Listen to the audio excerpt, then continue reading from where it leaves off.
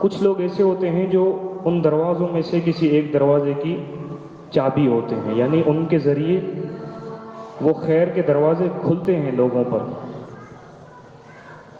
اور وہی لوگ مغالق للشر، تالے ہوتے ہیں شر کے لیے.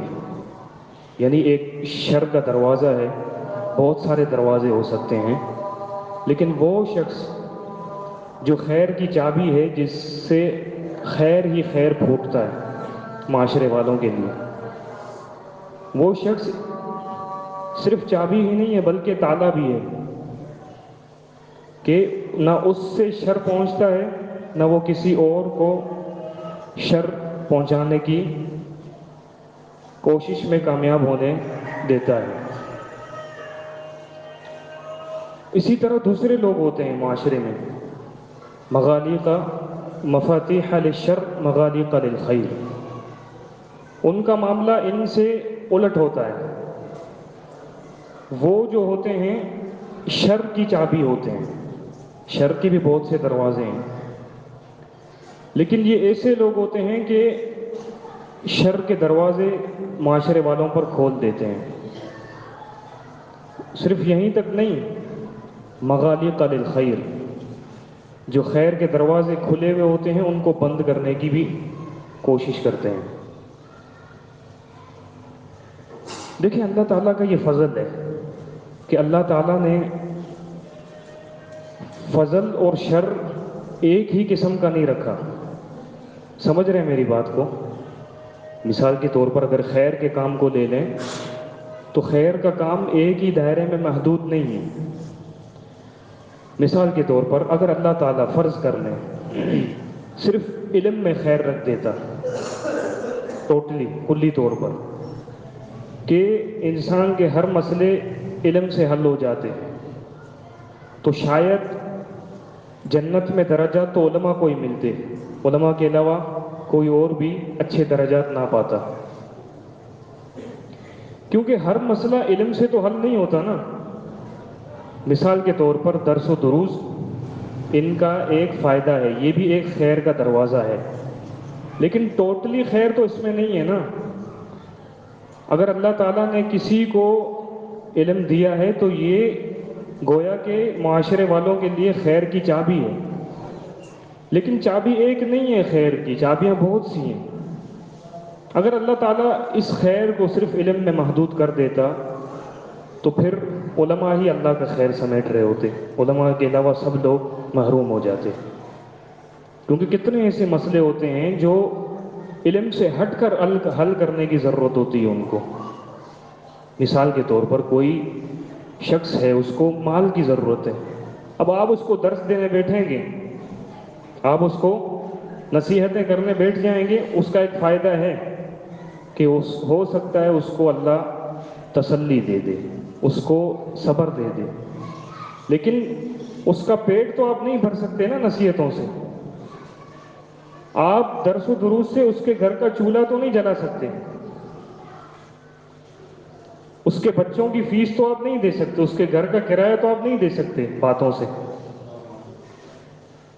اسی طرح مال ہے، اگر اللہ تعالیٰ صرف مال میں ہی خیر کو محدود کر دیتا تو پھر مالداروں کے علاوہ تو غریب تو سب پیچھے رہ جاتے. اللہ کی خیر کو سمیٹنے کے معاملے میں سارے کے سارے غریب پیچھے رہ جاتے، کیونکہ ہر مسئلہ مال سے بھی حل نہیں ہوتا، ہر مسئلہ مال سے بھی حل نہیں ہوتا. ایک شخص سے اللہ نے اس کو وافر مقدار میں نعمتیں دی ہیں دنیا کی، اس کے پاس کشادہ گھر ہے، وہاں پہ اس کو اللہ تعالیٰ نے بنیادی ضروریات، بجلی ہے، پانی ہے، گیس ہے، وہ فراہم کی ہوئی ہیں اس گھر میں، ایک آرام دہ سواری بھی ہے،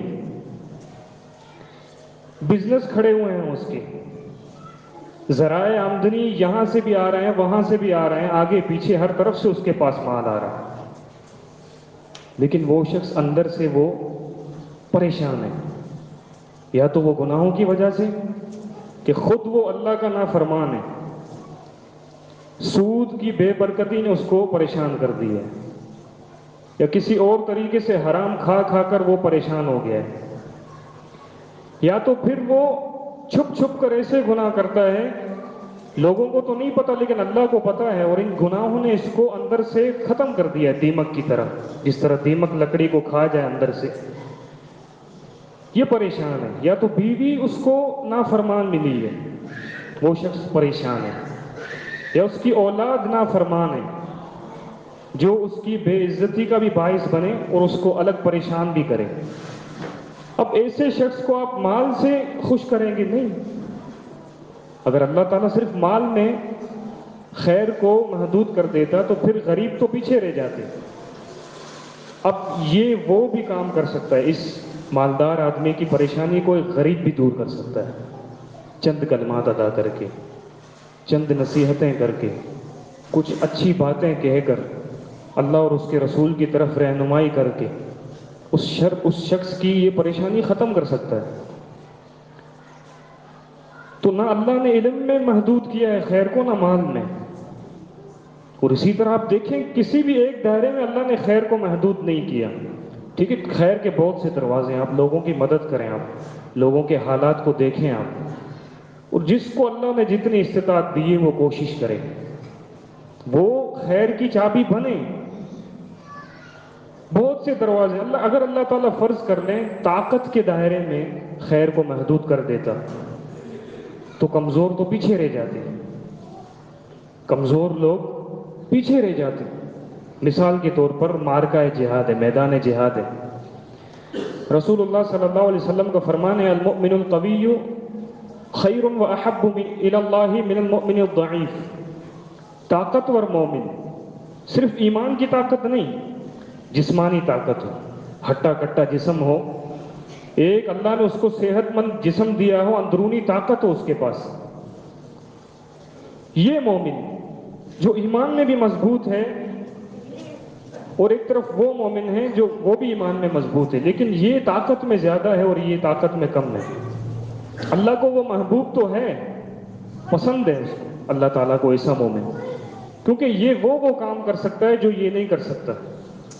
لیکن کیا طاقت کے دائرے میں اللہ تعالیٰ نے خیر کو محدود کر دیا ہے؟ نہیں۔ اگر اللہ طاقت کے دائرے میں خیر کو محدود کر دیتا تو میرے جیسے کمزور تو پیچھے رہ جاتے، کبھی بھی خیر نہیں سمیٹ سکتے۔ لیکن ایک کمزور انسان بھی بہت سے کام کر سکتا ہے خیر کے۔ ضروری تو نہیں کہ اللہ تعالیٰ نے آپ کو کہا ہے کہ پتھر اٹھاؤ اور مسجد بناؤ، نہیں، دوسرے بھی کام ہے، یہ بھی کام افضل ہے۔ یہ کام طاقتور کریں گے بھائی، جس کے اندر جتنی طاقت ہے، آپ کو 4 بلاک اٹھانے کی طاقت ہے تو آپ 4 بلاک اٹھائیں، کسی کو 1 بلاک اٹھانے کی طاقت وہ 1 اٹھائے۔ لیکن کہنے کا مقصد یہ ہے کہ آپ دیکھتے جائیں، کسی بھی ایک دائرے میں اللہ تعالیٰ نے خیر کو نہیں سمیٹا ہے۔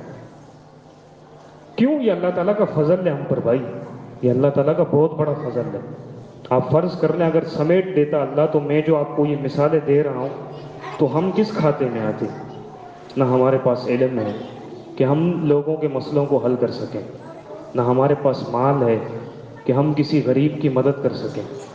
ہمارے پڑوسی جو بھوکے ہیں ہمیں نہیں پتا کہ وہ پکا رہے ہیں نہیں پکا رہے، لیکن مجھے مل رہا ہے تو میں خوش ہوں بھائی۔ مجھے کیا پڑی ہے کہ میں اپنے پڑوسی کا پوچھوں، مجھے کیا پڑی ہے؟ یہ ہمدردی تو وہ لوگ کریں گے جو پاگل ہیں، جس کو ہم پاگل سمجھتے ہیں نا، کہ اگر ایک شخص ہے اس کو لوگ بلاتے رہتے ہیں، اس سے اپنے کام نکلواتے رہتے ہیں، کبھی رات کو سویا ہوا ہے 2:30 بجے فون آیا اٹھ کے جا رہا ہے، بیوی کیا کہے گی، ماں باپ کیا کہیں گے، یہ پاگل ہو گیا، اپنی نیند حرام کر کے کسی کے کام میں جا رہا ہے، یہ کسی کی مدد کرنے جا رہا ہے، اس کو ہم تو پاگل سمجھتے ہیں نا، جو لوگوں کی ہمدردی میں آگے بڑھتا ہوا نظر آئے۔ جبکہ اللہ کی قسم یہ ایسے لوگ ہوتے ہیں بھلے ہی اپنی نیندیں خراب کریں گے لیکن جتنا ان کو اللہ نے اندر کا سکون دیا ہے نا اتنا اور کسی کو نہیں دیا ہے، کسی کو نہیں دیا۔ اور یہ کون شخص محسوس کرے گا جو یہ کام کرے گا؟ ایک مثال کے طور پر اس شخص کو باپ کی کیا قدر جو باپ ہی نہیں ہے، باپ کی قدر اس کو ہوگی جو باپ بنا ہے۔ اس شخص کو کیا احساس ہوگا کہ اس کام میں کتنا سکون ہے جو دوسروں کے کام کرتا ہی نہیں ہے، جو دوسروں کے کام آتا ہی نہیں ہے، اس کو کیا پتا چلے گا کہ اس میں سکون ہے؟ رسول اللہ صلی اللہ علیہ وسلم کا فرمان ہے، اپنے بارے میں فرماتے ہیں اللہ کے رسول، صحیح حدیث ہے، فرماتے ہیں لَأَنْ أَمْشِيَ مَعَ أَخٍ لِّي فِي حَاجَةٍ خَيْرٌ لِّي مِنْ أَنْ أَعْتَكِفَ فِي هَذَا الْمَسْجِدِ یعنی المسجد النبوی۔ اللہ کے رسول صلی اللہ علیہ وسلم نے فرمایا میں اگر اپنے کسی بھائی کے کام میں جاؤں، اس کی مدد میں حصہ لوں، اس کے ساتھ اس کا کام کرنے جاؤں کہ اس کا کوئی کام بن جائے، کچھ بھی کام ہو، یہ کرنا میرے لیے بہت افضل ہے کس کام سے کہ میں 1 مہینہ مسجد نبوی میں اعتکاف کروں۔ آپ کو پتہ ہے مسجد نبوی میں 1 نماز پڑھنا 1000 نمازوں سے افضل ہے، کیونکہ جو مقدس مقامات ہیں وہاں پر نیکیوں کے درجات لیول ہائی ہو جاتے ہیں۔ اللہ کے رسول صلی اللہ علیہ وسلم فرماتے ہیں کہ میں اپنی اس مسجد میں یعنی مسجد نبوی میں 1 مہینہ اعتکاف کروں۔ اعتکاف کتنی بڑی عبادت ہے پتہ ہے آپ کو؟ کتنی بڑی عبادت ہے کہ خلوت والی عبادت اللہ تعالیٰ کو بہت پسند ہے۔ اس میں ایک آہ و زاری ہوتی ہے اپنے رب سے، مناجات ہوتی ہیں، ایک عجیب قسم سے اخلاص ملتا ہے ہمیں۔ لیکن 1 مہینہ اس مسجد میں اعتکاف کرنا، اس سے بڑا کام مجھے یہ لگتا ہے، اللہ کے رسول فرماتے ہیں خیر کا کام، کہ میں اپنے کسی بھائی کی ضرورت کو پورا کروں اس کے ساتھ چل کر۔ ہمیں یہ باتیں بہت ہلکی لگتی ہیں، اس کی وجہ کیا ہے پتہ ہے؟ اس کی وجہ یہ ہے کہ مسلمان کی عظمت ہمارے دلوں میں نہیں ہے۔ ہم صرف اسی کو ہی اچھا مسلمان سمجھتے ہیں جو بظاہر اچھا ہو، جس کی داڑھی ہو، جو نمازوں کا پابند ہو، ٹھیک ہے یہ افضل ہے۔ یقیناً اللہ کے نزدیک وہ لوگ سب سے افضل ہیں جو اللہ کی عبادت کرتے ہیں، جو اپنے آپ کو دین کے رنگ میں رنگ دیتے ہیں۔ لیکن اس کا یہ مطلب تو نہیں کہ دوسرے جو مسلمان ہیں وہ کچرے کی مانند ہیں۔ ہم اگر کسی ایسے شخص کو دیکھ رہے ہیں نا جس کی خستہ حالت ہو، اس کے کپڑے میلے ہوں، بال پراگندہ ہوں اس کے، وہ اکیلا بیٹھا ہو، اس کے ساتھ کوئی بھی نہیں ہے، باوجود اس کے کہ معاشرے میں بازار لگا ہوا ہے، ہلچل لگی ہوئی ہے، لیکن ایسے شخص کو یقین کریں مجھ سمیت اکثر لوگ ایسے شخص کو حقیر سمجھتے ہیں۔ کیا کبھی آپ نے اس شخص کے پاس جا کر پوچھا کہ تمہاری کیا حالت ہے؟ اس کے کپڑے میلے ہیں تو ہو سکتا ہے اس کے پاس کپڑے نہ ہو، اس کے پاؤں میں جوتا نہیں ہے تو ہو سکتا ہے اس کے پاس جوتا ہی نہ ہو، اس کے بال پراگندہ ہیں تو ہو سکتا ہے اس کا گھر ہی نہ ہو، کہ اس کے پاس پیسے بھی نہ ہو کہ وہ حمام میں جائے اور پیسے دے کر نہائے۔ کبھی ہم نے پوچھا نہیں؟ رسول اللہ صلی اللہ علیہ وسلم کے دور میں صحابی رسول ہیں جریر بن عبداللہ البجلی، وہ فرماتے ہیں، یہ حدیث سنن نسائی میں موجود ہے، فرماتے ہیں کہ کننا عند رسول اللہ صلی اللہ علیہ وسلم صدر النہار، عین دوپہر کا وقت تھا، ظہر کے قریب کا وقت تھا، ہم اللہ کے رسول صلی اللہ علیہ وسلم کے پاس بیٹھے ہوئے تھے۔ فجاء قوم حفاة عراة، بیٹھے ہوئے تھے، صحابہ بھی بیٹھے ہوئے تھے، اللہ کے رسول بیٹھے ہوئے تھے، ایک مجلس لگی ہوئی تھی۔ اتنے میں کچھ لوگ آئے، چند لوگ آئے، عامتهم من مضر بل كلهم من مضر، وہ لوگ جو تھے ان کا تعلق قبیلہ مضر سے تھا۔ ان کی کیا حالت تھی؟ حفاة عراة، کپڑے پھٹے ہوئے، کپڑے خستہ حالت ہے، پھٹے ہوئے کپڑے، اور کپڑے بھی کیسے تھے؟ بہت ہی موٹے کپڑے۔ آپ کو پتہ ہے موٹے کپڑے، گرمی میں کوئی شخص اگر موٹے کپڑے پہن رہا ہے مسلسل، اس کی خستہ حالت ہے، تو یقیناً یہ اس کی غریبی کی علامت ہے، اس کو دیکھ کر گھن آتی ہے ہمیں تو، نعوذ باللہ من ذالک۔ کبھی ہم پوچھیں گے نہیں اس سے؟ یہ قوم آئی، اس کی حالت کیا تھی؟ حفاة عراة، پھٹے ہوئے کپڑے ہیں، جوتے نہیں ہیں پاؤں میں، لیکن دین سے ان کی محبت دیکھیں، متقلدی السیوف، تلواریں لٹکی ہوئی ہیں، جو اسلام کی کوہان ہے، چوٹی ہے جہاد، اس سے محبت تھی ان کی۔ متقلدی السیوف، تلواریں لٹکی ہوئی ہیں، سب کو لٹکی ہوئی ہیں۔ اللہ کے رسول صلی اللہ علیہ وسلم نے ان کو دیکھا، فتمعر وجہ رسول اللہ صلی اللہ علیہ وسلم۔ یہ ہوتا ہے ایک لیڈر، اور اس لیڈر کے ماننے والے بھی تو ایسے ہونے چاہیے نا۔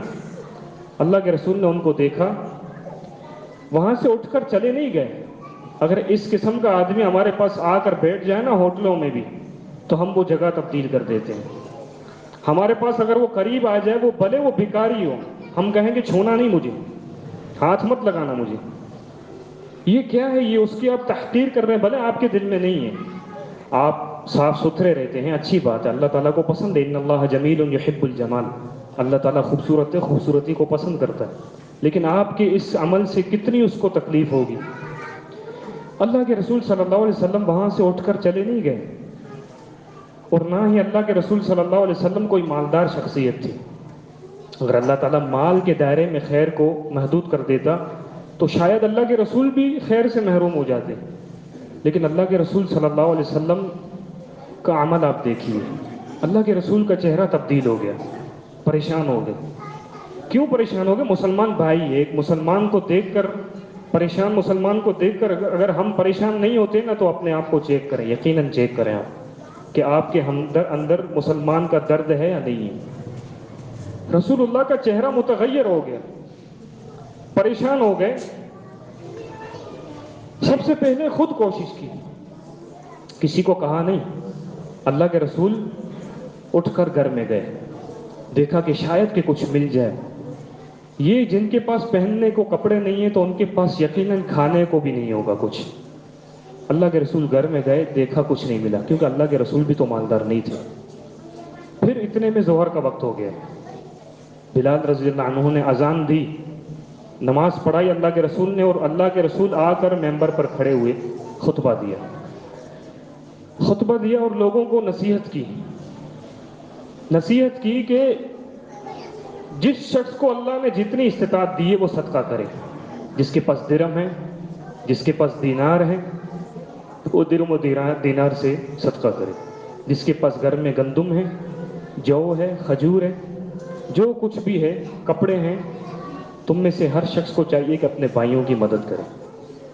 اتنے میں ایک شخص اٹھا گیا اور ایک بہت بڑی تھیلی لے کر آیا جو دینار سے بھری ہوئی تھی۔ صحابہ فرماتے ہیں کہ اتنی بڑی تھی، 2 ہاتھوں میں اس نے سمایا ہوا تھا اس تھیلی کو، پھر بھی وہ گر رہے تھے پیسے۔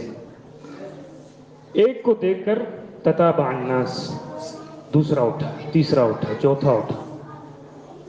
اب کوشش تو کریں آپ، کوئی ایک تو اٹھے، کوئی ٹیم تو بنانی چاہیے ایسی۔ یقیناً یہ ایسا معاشرہ ہے، یہ مسلمانوں کی فطرت ہے کہ اکثریت لوگ دوسروں کا انتظار کرتے ہیں، چاہے اچھے کام ہو چاہے برے کام ہو، چاہے برے کام ہو، اکثریت لوگوں کی ان کے اندر یہ فطرت میں ہے کہ وہ دوسروں کا انتظار کرتے ہیں کہ یہ کرے تو میں کروں۔ اب اس شخص کو دیکھ کر لوگ اٹھتے گئے، اور جس کو جتنا اللہ نے دیا تھا وہ لا کر رکھ دیا اس نے۔ اتنے میں کیا ہوا؟ صحابی رسول فرماتے ہیں، جریر بن عبداللہ فرماتے ہیں کہ میں نے 2 ڈھیر دیکھے، 2 ڈھیر، ایک کھانے کا ڈھیر بن گیا اور دوسرا ڈھیر کپڑوں کا بن گیا۔ یہ پریشانی ان کی حل ہو گئی۔ پھر اللہ کے رسول صلی اللہ علیہ وسلم کا چہرہ کھلکھلا اٹھا۔ یہ مسلمان کے اندر یہ احساس ہوتے ہیں بھائی کہ وہ کسی کو پریشان دیکھے تو وہ خود بھی پریشان ہو، کیونکہ یہی تو مسلمانوں کے معاشرے کی اللہ کے رسول نے مثال دی ہے کہ مومن آپس میں ایسے ہیں جیسے ایک عمارت ہے جو ایک اینٹ دوسری اینٹ کو مضبوطی دیتی ہے۔ اور دوسری حدیث میں یہ ہے کہ اللہ کے رسول نے فرمایا کہ ان کے آپس کا معاملہ، مومنوں کے، مسلمانوں کے، ان کے ہمدردی کا، ان کے آپس میں رحم کرنے کا معاملہ، اگر کسی ایک کو بھی تکلیف پہنچے تو پورا معاشرہ اس درد سے اٹھ جاتا ہے۔ اگر مثال کے طور پر آپ کے کسی جسم میں تکلیف پہنچے، آپ کو بخار آ جائے تو پورا جسم نڈھال ہو جاتا ہے بخار سے، تکلیف سے۔ یہ ہمارے اندر احساس ہونا چاہیے۔ تو وہ جو حدیث میں نے آپ کو سنائی، لوگوں میں سے کچھ لوگ ایسے ہیں معاشرے میں جو خیر کی چابیاں ہیں، خیر کی چابیاں بہت سی ہیں۔ آپ کسی کو مال سے مدد دے سکتے ہیں، مال سے مدد دیں، کسی کو نصیحت سے، علم سے مدد دے سکتے ہیں، علم دیں، لوگوں کو سکھائیں، قرآن و حدیث سکھائیں، کسی کو 2 جملے کہہ کر اس کو تسلی دے سکتے ہیں، اس کی پریشانی دور کریں، کسی کا قرض آپ اتار سکتے ہیں، اس کا قرض آپ اتاریں۔ کوئی کسی مصیبت میں مبتلا ہے بھائی، گھر کے معاملے میں وہ پریشان ہے، جائیں اس کے گھر، اس کا مسئلہ حل کریں، یہ خیر کے کام ہیں۔ اور لیکن کچھ لوگ ایسے ہوتے ہیں جو مفاتیح الشر، وہ شر کے کام کی چابیاں ہوتی ہیں، ان کا کام یہی ہوتا ہے کہ مغالق للخیر، کوئی شخص اچھا کام کرنے کو اٹھے گا تو یہ روڑے اٹکائیں گے اس کے کام میں، بیچ میں رکاوٹیں ڈالیں گے۔ اگر علم اور مساجد کا معاملہ ہے تو وہ روڑے اٹکائیں گے۔ اگر کسی مسلمان کو آپ مال دینے جائیں گے تو وہ آپ کو اس سے روکیں گے۔ کسی کے گھر میں آپ چاہیں گے کہ میں اس کی پریشانی دور کروں، لیکن وہ آپ کو کہیں گے تمہیں کیا پڑی ہے، اپنے گھر کی کرو، اپنی کرو بھائی، دوسروں کی کیا پڑی ہے تمہیں۔ یہ ایسے لوگ بھی ہوتے ہیں جن کی طبیعتوں میں یہ تنگ ظرفی ہوتی ہے، تنگ ظرفی، ان کے دل چھوٹے ہیں، اس کے لیے بڑے دل چاہیے۔ طوبی لمن جعل اللہ مفاتیح الخیر علی یدیہ، اس شخص کے لیے بڑی خوش بختی ہے، بڑی خوشخبری ہے، اور ایک اندر کا سکون ہے جس کو اللہ تعالیٰ نے معاشرے میں خیر کی چابی میں سے کوئی ایک چابی بنا دی ہے۔ وویل لمن جعل اللہ مفاتیح الشر علی یدیہ، اور اس شخص کے لیے بڑی بدبختی ہے۔ یہ بدبختی کچھ بھی ہو سکتی ہے، ہو سکتا ہے آپ کے گھر کا سکون برباد ہو جائے، ہو سکتا ہے آپ کو کچھ ایسی تکلیف پہنچے جو آپ کو توڑ کر رکھ دے، اور اگر نہیں تو اگر آپ کو اللہ تعالیٰ نے، اللہ نہ کرے، اگر شر کی چابی بنائی اور آپ کو دنیا میں اس کی سزا نہیں ملتی تو یقیناً قیامت کے دن اس کی سزا ملنی ہے۔ اور اللہ تعالیٰ معاف کرنے والا ہے۔ اللہ تعالیٰ سے دعا ہے کہ اللہ تعالیٰ ہمیں شر کی چابیاں نہ بنائیں، اور اللہ تعالیٰ ہمیں لوگوں کے لیے خیر کی چابیاں بنا دے۔ اللہ تعالیٰ ہمیں عمل کرنے کی توفیق عطا فرمائے۔ وآخر دعوانا ان الحمد للہ رب العالمین۔